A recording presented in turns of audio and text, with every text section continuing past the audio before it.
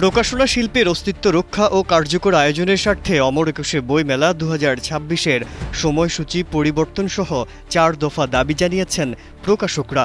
পবিত্র ঈদুল ফিতরের পর বইমেলা আয়োজনের আহ্বান জানিয়ে সংস্কৃতি বিষয়ক মন্ত্রণালয়ে গেল ২৭ জানুয়ারি স্মারকলিপি জমা দিয়েছেন তারা। প্রকাশকদের মতে রমজানে মেলা হলে বিক্রি মারাত্মকভাবে কমবে। প্রকাশকরা দাবি করেন, বিগত ১.৫ বছরে দেশে বইয়ের বিক্রি ৬০% বেশি কমে গেছে। গেল বছরের মেলাতে অনেকে বিনিয়োগই তুলতে পারেননি।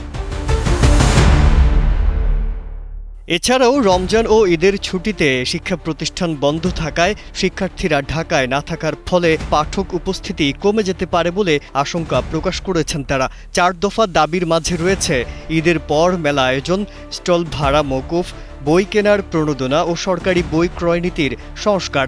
প্রকাশকরা ৩১ জানুয়ারি সিদ্ধান্ত ঘোষণার দাবি জানান। এর আগে গেল ১৯ জানুয়ারি বাংলাদেশ পুস্তক প্রকাশক ও বিক্রেতা সমিতির সভাপতির কাছে ২৬২ জন সৃজনশীল প্রকাশক ও স্বাক্ষরিত একটি চিঠিতে একই দাবি জানানো হয়েছে।